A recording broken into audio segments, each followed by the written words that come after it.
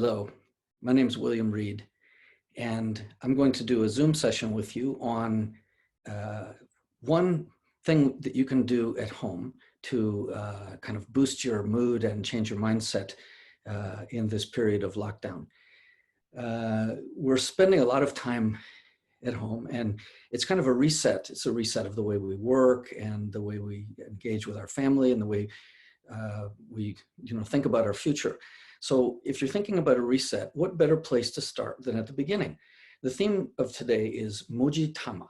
In Japanese, moji means character or letter, and Tama is short for tamashi, which means spirit. So MOJI Tama is the spirit in or the spirit of the character. And the interesting thing is that you can find the same thing in English, actually, in Western tradition, as you do in Asian tradition and in Japanese in particular. So we're going to look at MOJI Tama and how you can write and speak and what these words. We're going to start with the first character of the Latin alphabet, which is A. And interestingly, it's also in Japanese is A.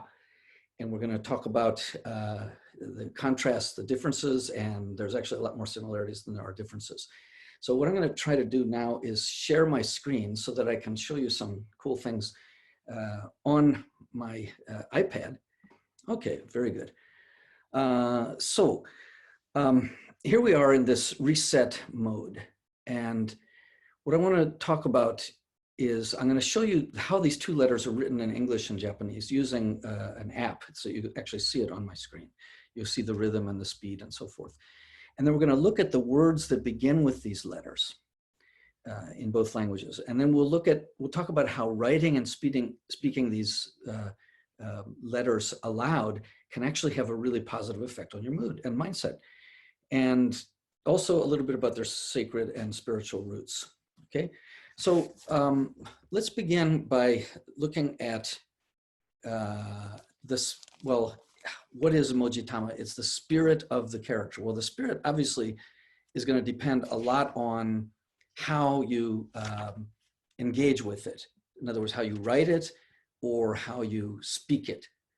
If you just, unfortunately today we don't do much handwriting. We spend a lot of time just on a keyboard or even just swiping a screen or even voice input on our smartphones. And so we don't actually write as much as people used to. And I think that's a shame, but I think we can revive that if we look at some of the power of actual handwriting. So the first letter of the alphabet in Latin alphabets is A. And the interesting thing there is you have, let's see, I'll show you. These are some of the Western, Middle Eastern scripts, and you see they must have influenced each other quite a bit because there's obviously a lot of similarity in the way the characters are drawn. From maybe Egyptian would be the hieroglyphics would be the most abstract, but from Phoenician, Aleph, and Greek also, and the Etruscan, it's recognizable as an A, and then of course it was codified in Latin, which is what influenced most of the Latin-based languages. Well, you have also the first thing that a baby says when it cries is "wah," and in Japanese they say "oga." So I think probably if you look at the world's languages and the way they describe how a baby makes, especially its first cry, it's an ah sound. And if you go to a Japanese shrine, you will see these sort of lion dogs, and this is sort of an example. This actually came from Korea, but you see how the mouth is open. They're called koma inu in Japanese, and they will be guardians of the shrine. And usually on one side, you'll have one with the mouth open, which is ah, and the other is un, which is the mouth closed. So it's ah-un, the alpha and the omega from the beginning to the end. So ah is all about beginnings. But I'm going to recommend that when you write this letter, you do so in the style of one of America's great presidents, okay, Abraham Lincoln. Now this is his signature, And you look at the way the A is written, it has a kind of a playful loop at the beginning, and then you have the ascender on the upper diagonal, and then returns as the descender stroke, and then it retraces over itself and makes a loop and then crosses out. Now this, my friend Ivamala Rogers pointed out to me that this way of writing the letter A is now called the Lincoln A, and of course penmanship was much more important in the middle 1800s, and people practiced it. But now the way that we often write A is like a big fat round Easter egg, and she said that that is really more related to ego. The bigger the egg, the bigger the ego. So you notice that the ego is not so big in this case, and in fact there's a playful beginning and a kind of a warm sense of humor, which was characteristic of Lincoln's personality. And the way that it leaps up and returns and kind of makes a loop and then goes out, this can actually cultivate a spirit of altruism, which is something we really need in times like these, you know, not to be so focused on ourselves, but focused on how we can help each other and help people who are in need. And then the Japanese character is also, let's see, I think I've lost the screen share. I'm going to try it again. Okay, there we go. So this is the character for A, which is, you can see how it's written here. It's really nice, beautifully balanced thing. It's the first syllable in the Japanese syllabary. And then these are some of the characters, the way it's been written in historical examples. And I want you to pay attention to this one, because this is, you can see there's a character there, which means peacefulness or ease, peace of mind, if you will. Anshin is a Japanese word. It's pronounced an. And it's a roof over, well, a woman under a roof, a woman sitting peacefully under a roof with protected. And then you can maybe with a bit of imagination see how that actually became the way it was written there.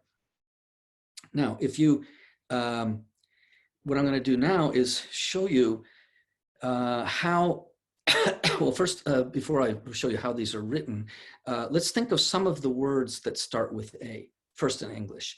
Okay, you have amazing, awesome, all right, art, amusement, activity, altogether. These are great words that start with A. And the way you say them makes a big difference. If you just say, with no emotion in it, if you say amazing, you're not going to persuade anybody, especially yourself, that the thing that you're talking about is in fact amazing. So amazing, but spend a little moment on the don't say amazing, say amazing. So just sit with it for a little while. And in Japanese too, you have some very interesting words that start with quite a few actually, but just a few examples like ame means rain, and rain, ame is rain coming down from the heavens, which were called ama. And so the character for heaven is pronounced ama, and Amaterasu no Okami is the sun goddess. So that's pretty interesting thought, you know, that, and then akarui. Okay, well, you have think of the radical for, the character for bright is the sun and the moon next to each other.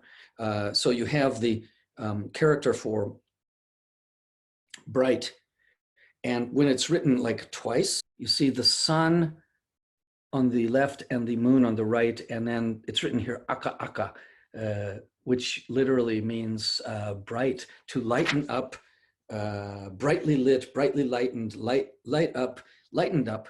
So you can think of this as physical light, or something like the lightness of your character, or her face lightened up, brightened up. So brightness and light is a really important thing for us. And when you write them, let's try writing them with a sense of care, not just dashing it off like most people do if they write at all in just a memo, but let's try writing it with a sense of care. And the easiest way to do that is when you touch the pen to the paper or to the tablet screen, which I'm going to do in a moment, you try to, you pause for a moment. So that pause is very important. You don't just like slash into it. You pause for a moment and then you get the rhythm of it. So you just spend some time, some mindful time on how you write this. But what I'll do then is just write on the screen and show you different ways of writing this, the letter A and the letter A. So I'm going to open up an app called Paper, which is really cool. You got all these different brushes and things at the bottom, and then I'll use an Apple Pencil. So you see here's the blank screen. And then I'm going to just write the Lincoln A first. So it starts with a playful, okay. It starts with a playful loop at the bottom. And then it comes up the ascender, the descender, and then loops around and goes out. So you see there is A. That's the Lincoln A. Now, next to it, I'm going to write the character for A. So you touch, come up here. So A. This is, see, the screen's a bit bright. This is, you kind of see a similarity, you know, in the way the loops cross. And the this crossing of the loops and the sense of a rise, an ascension and a descension. And that creates this sort of playful spirit, like a swooping bird. And it also gives you a sense that of giving, of altruism. So it softens your spirit. And it is akaruri, it is awesome. So you can paint, you can draw these things and with that rhythm. And then one thing I'm going to do is show you a special version of that using another app called Flow Paper. Now, Flow Paper doesn't look like much when you open the screen because this is just blank. But I'm going to do the same thing that I just did. I'm going to write A, the letter A. Oops. You start with the gentle loop, the playful loop. Okay, hold on. You start with the loop. You have an ascender, descender, loop up and out. So that is the A, and it's really cool. It's like a net, but that's just the way this Flow Paper app works. And I'm going to do the same thing with the character for A. So it starts, you touch, come up, loop around. Okay. And then you have the character for A. So you have A and A. And I think the similarities between them become even more apparent when you have this sort of 3D, cool looking graphic rendering, almost like a 3D sculpture. And I don't know if you can see because it's a bit bright, but the inside of it is like a net. It's a really, really beautiful net-like formation. So this is just kind of an inspiration. I came that, you know, here we are on Reset, and what can we do to not just pass the time, but to actually regenerate ourselves and think of how we can start a new beginnings. And your call to action for this is to be more active. There's an A for you. More appreciative, another A, and more alive. So let's stay safe, stay alive, and let's move in a better direction than we've been going in the past, and see how great our future can be that we create together.